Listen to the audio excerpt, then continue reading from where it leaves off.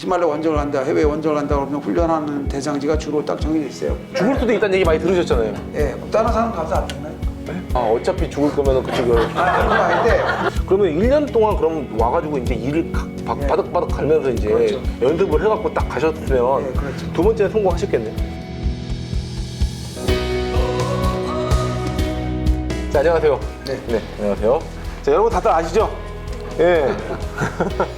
네, 1988년 에베레스트 등정 이후 2001년 한국에서 두 번째이자 세계 8번째로 히말라야 8,000m급 14개 봉우리를 완등하신 우리 엄홍길 대장님을 모셨습니다.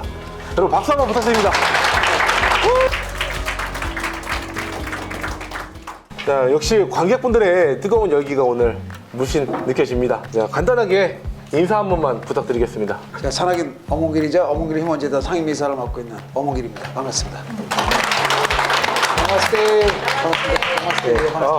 어렸을 때 얘기 좀 듣고 싶지 않아요? 어렸을 때 얘기를 잘 모르시더라고요. 생각보다 되게 독특하세요. 어렸을 때부터 시작해서 어떻게 성장하셨는지 한번 어렸을 때 얘기 한번 잠깐 들어볼게요. 먼저 어렸을 때 꿈이 산악가셨나요? 아니죠, 산악가. 결론부터 말씀드리자면 자란 환경이 저를 이렇게 만들지 않았나 생각하는 겁니다. 제 고향은 고성인데 고성이라 그러면 다들 산악인이니까 강원도 고성이랬겠구나 하는데 강원도 고성이 아니고 경상남도 고성입니다. 남해안. 거기서 태어나서 제가 3살 때 이제 부모님하고 이사를 오게 됐는데 이 경기도 의정부시에 속해 있는 원도봉산이라고 있어요. 도봉산, 원도봉산. 입구 초입하고 한 중간 채 못 되는 부분에 부모님께서 거기서 이제 집을 지으시고 산에 오는 등산객들이라든가 놀러 오는 사람들 상대로 이제 거기서 이제 음식 장사를 하시면서 살게 된 거죠. 유년기, 소년기, 청년기 2000년도 5월달까지 제가 산에 살았어요. 40여 년 가까운 세월을 산에 사는 거죠. 그러니까 거기서 이제 학교를 가려면 평균 한 40분, 1시간 산길을 내려와야 돼요. 1년 365일 뭐 비가 오나 눈이 오나 날씨가 더우나 추우나 뭐 아침만 되면 내려가기 싫어서 산을 내려가야 되고 학교 수업이 끝나면 뭐 다른 친구들처럼 뭐 걸어서 집에 간다. 대중교통 수단을 위해서 없으면 차량을 이용해서 집에 가는 게 아니고 저는 또 산길을 막 해보시고 산속으로 산을 올라오는 거죠. 너무너무 싫은 거죠. 막 당장 뭐 산을 뛰쳐 내려가고 싶은 마음이 간절했는데 저희 집에서 한 10여 분 정도 올라가면 굉장히 커다란 바위, 하방 암석 바위지대가 있어요. 주말이 되면 이렇게 암벽 등반하러 사람들이 많이 들어와요. 그래서 주말에 이렇게 올라가는 거예요. 올라가서 그 아저씨들 이렇게 형들 암벽 등반하는 모습을 구경하는 겁니다. 근데 이제 호기심을 갖게 되면서 야 저런 거지 어떻게 저런 절벽을 이렇게 막 올게 올라가고 저렇게 줄을 타고 내려가고 야 저러다 진짜 뭐 섞어서 먹이하는 것도 아니고 대단하단 말이야. 뭐 야 근데 저기서 많이 떨어지면 어떻게 되는 거냐. 야 좀 죽겠다 저거. 다리 부러지겠다. 야 저거 지금 무섭다. 야 무섭다. 나 그거 하라고 못하겠다. 야 대단하다 이 말이야. 그렇게 두려움을 갖고 부정적으로 생각한 게 아니고 재밌겠다. 스릴 있겠다. 나도 한번 배워봤으면 좋겠다 라는 충동을 느끼게 되는 거예요. 그러면서 이제 저도 가르쳐 주셔서 배우겠습니다. 암벽 등반을 이제 클라이밍을 중학교 2학년 무렵 었던 분을 뜨기 시작했어요. 근데 저는 벌써 이 신체적인 구조 발달 자체가 거기에 적합한 체형으로 벌써 딱 체질 개선이 돼 있었던 겁니다. 지금도 이 평지를 걸어 다니는 건 별로 좋아하지 않아요. 저는 이 산길이 편합니다.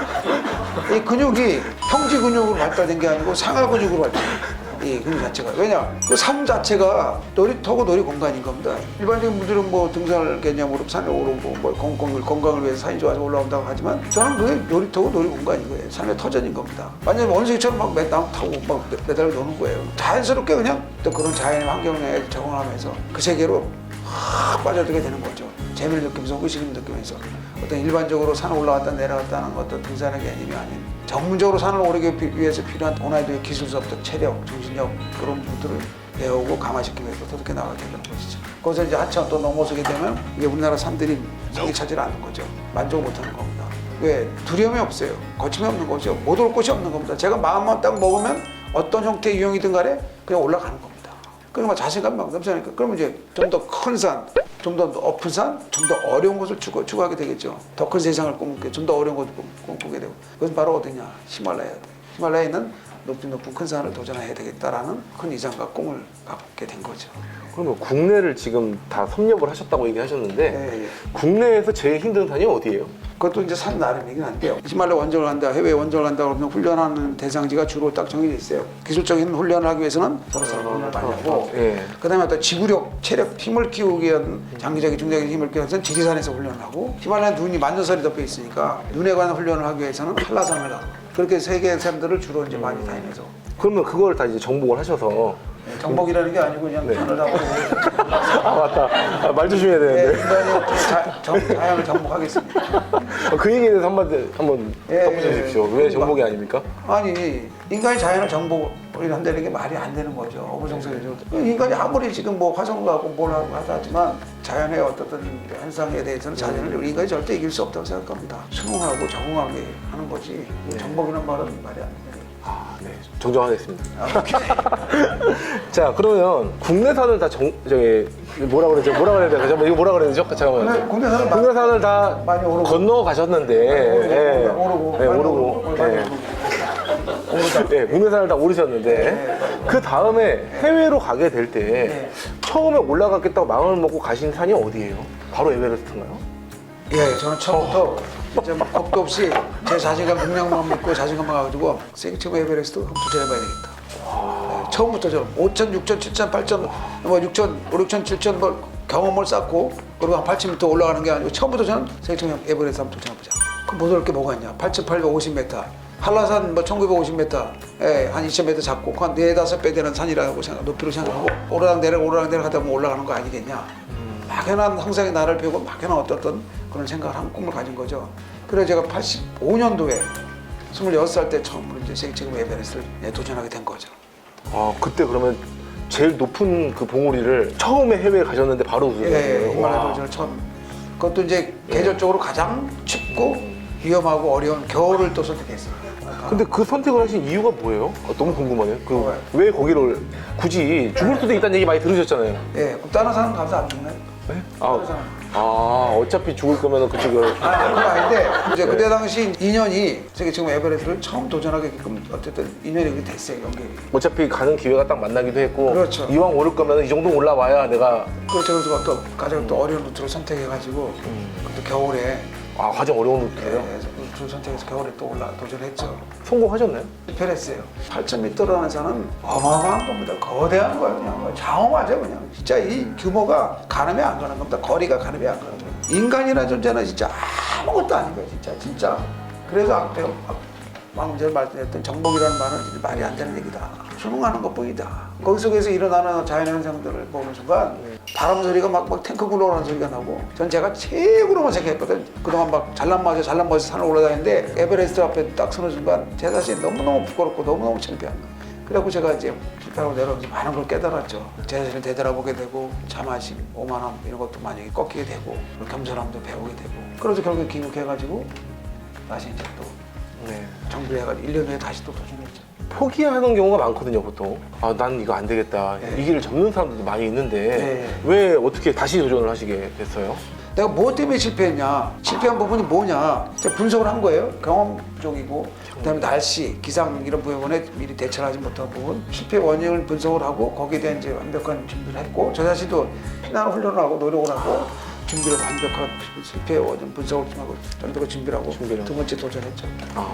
그러면 1년 동안 그럼 와가지고 이제 일을 바득바득 갈면서 이제 그렇죠. 연습을 해갖고 딱 가셨으면 그렇죠. 두 번째 성공하셨겠네요? 이거 지금 하면 안 되는 겁니까? 두 번째 역시 또 실패했어요. 두 번째 실패한 건 욕심이죠, 욕심. 자만심 부린 거예요. 순조롭게 진행이 잘 됐어요. 6천, 7천을 넘어서 8천을 막 올라가는데 거의 정상이 이제 눈앞에 바로 다가오는 겁니다. 막 목전이 보이는 거예요. 이 상태로 진행만 된다면 뭐 3, 4일이면 정상 가겠다. 제가 두 번째 도전 끝에 결국 세계최고 에베레스트를 도전하기 겨울 시즌에 올라간 거 성공하는구나. 야, 홍길이 너 대단하다. 자식아, 그래 열심히 조금만 더 노력해라. 야, 힘내자. 근데 그게 욕심인 거죠, 욕심. 거기서부터가 진짜 어렵고 진짜 위험하고 진짜 뭐 뚜껑도 열어보기도 전에 벌써 김치국물부터 마신 거예요. 제가 뭐 성공한 것 같지만 간절하고 겸손한 마음이 정상이 바로 눈앞에 보이는 순간 갑자기 뭐 욕심이 꽉 차오르면서 우습게 생각하는 거죠. 겸손한 마음이 이제 마음이 흐트러지는 순간이 평상심이 흐트러지는 순간 상상도 못했던 일이 딱 터진 겁니다.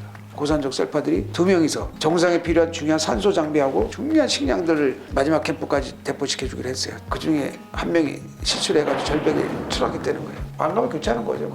정상을 이제 포기해야죠. 어떡하면 동료를 찾아야 될 거 아닙니까? 절벽까지 줄을 타고 내려오는데 막 바람 몰아치죠. 도로 낙석 막 사방에 떨어지지 막 그때는 너무너무 두려운 거예요. 이게 꿈이냐 생이냐. 어디냐. 그냥 시커먼 절벽을 사방 두리번 내려오는데 입고 있던 자켓이 발 틈새 딱 찢게 배낭에 걸쳐 있고 신발이 발 틈새 끼어 있고 이 친구가 막 떨어지면 남긴 그 흔적밖에 없는 거죠. 절벽 밑에 있구나. 절 밑에까지 탁 내려갔대. 먼저 내려간 동료가 이제 막 망연자실하고 울고 앉아. 야, 막 어떻게 됐냐? 얘 어디 갔는지. 딱 보니까 이 친구가 떨어진 동선을 딱 보니까 하필 그 밑에 또 빙하가 쫙 크레바스가 있는 거야. 그 속으로 빨려들어가. 딱 내려다보는데 뭐 끝이 안 보이는 거야. 내려갈 수도 없거냐. 내려가면서도 끝나는 거야. 못 올라오고 위험하고. 울다 야 내려가자. 그저 안 되겠다. 그러고 이제 그 베이스캠 철수하고 살 내려온 거죠. 참 게 운명인 거예요. 그러니까 이 친구가 사는 마을이 고향이 거기 그 밑에 있어요. 내려가다가 동네를 거쳐가야 돼요. 호르몬이 모여서 살아요. 그리고 결혼한 지 4개월밖에 안 됐어요. 신혼인 거예요.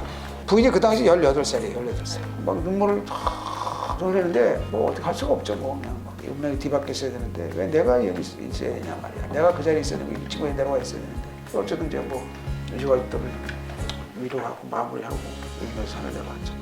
슬픈 소식입니다. 트라우마가 좀 생겼을 것 같은데. 많이 힘들었죠. 아 이것으로 히말라야는 내 인생에서 끝이다. 산은 내 인생이 지금 끝이다. 절대는 산에 안 간다 이제. 너무너무 막 원망스럽고 막 그런 거예요. 근데 산이 계속 유혹하는 거예요. 히말라야. 잊으려고 하면 할수록 끊임없이 유혹하는 거예요. 이번에 와라, 이번에 와. 이번에 오면 내가 널 정상에 자리 낼 테니까 내가 너 동료를 데려가서 미안하긴 한데 그래 이번에는 네가 많이 깨달았을 테니까 다시 와라. 절대 안 갑니다. 유혹하지 마세요. 우리니까 빨리 와. 안 갑니다. 갑니다. 예, 가겠습니다. 그 친구도 그 정상을 가기 위해서 도전하다가 그렇게 사고를 당한 거 아니에요. 제 개인의 욕심이기도 하지만 그 동료를 위해서라도 내가 그 몫을 해내야 되겠다. 에베레스트 산을 가잖아요. 그냥 공짜로 보내주는 건 아닐 거잖아요. 목숨을 걸고 다시 간다는 거 되게 쉽게 얘기하시는데 쉽지 않더라고요, 저는. 어떤 식으로 갑니까? 이런 히말라야를 뚫고 있는 산맥이 형성된 국가 파키스탄, 인도, 네팔, 이제 중국 쪽 이런 산악분야적 관장하는 정부 부처가 있습니다. 거기에 이제 산을 오르기 위해서 사전에 입산 수속 절차를 거쳐야 돼요. 등반 허가서 퍼미션이 있어야 됩니다. 네팔 쪽으로 가나 중국 쪽으로 올라가나 입장료를 내야 됩니다. 1인당 얼마냐?